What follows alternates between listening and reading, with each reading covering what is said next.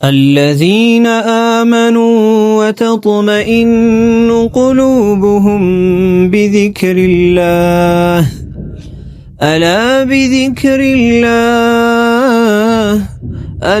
بذكر الله تطمئن القلوب እነዚያ በአላህ ስብሓንሁ ወተዓላ ያመኑና ልቦቻቸውም በአላህ ዚክር የሚረጥቡና የሚረጋጉ የሆኑት ይለናል አላህ ስብሓንሁ ወተዓላ።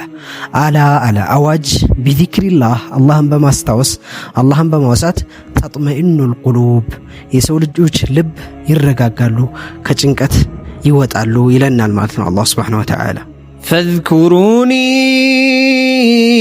አዝኩርኩም ወሽኩሩ ሊ ወላ ተክፉሩን።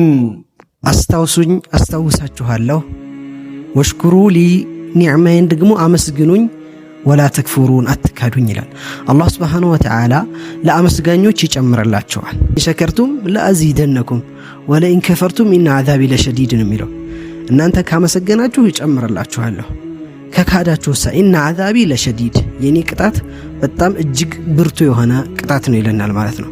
ስለዚህ ሹክር ልናደርግ ይገባናል፣ የአላህ ስብሓንሁ ወተዓላ ኒዕማ ልናመሰግን ይገባናል ማለት ነው። ወዛኪሪነ አላህ ከሲራን ወዛኪራት አዐደ አላሁ ለሁም መግፊረተን ወአጅረን ዐዚማ።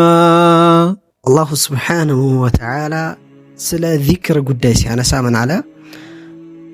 አላህን ስብሓንሁ ወተዓላ በብዙ የሚያወሱት ወንዶች፣ ብዙ ጊዜ የሚዘክሩት የሆኑ ሴቶች አዐደ አላሁ ለሁም መግፊረተን ወአጅረን ዐዚማ አለ።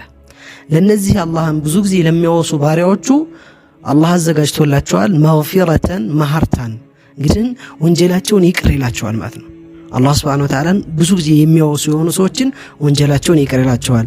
አዐደ አላሁ ለሁም መግፊረተን ወአጅረን ዐዚማ፣ ትልቅ የሆነ ሚንዳም ደግሞ የውመል ቂያማ ላይ ትልቅ የሆነን አጅር አዘጋጅቶላቸዋል ይላል ማለት ነው። ስለዚህ አላህ ስብሓንሁ ወተዓላን ልንዘክር ልናወሳ ይገባል ማለት ነው። በየትኛውም ሁኔታ ላይ ብንሆን የአላህን ኒዕማ ልንረሳ አይገባም።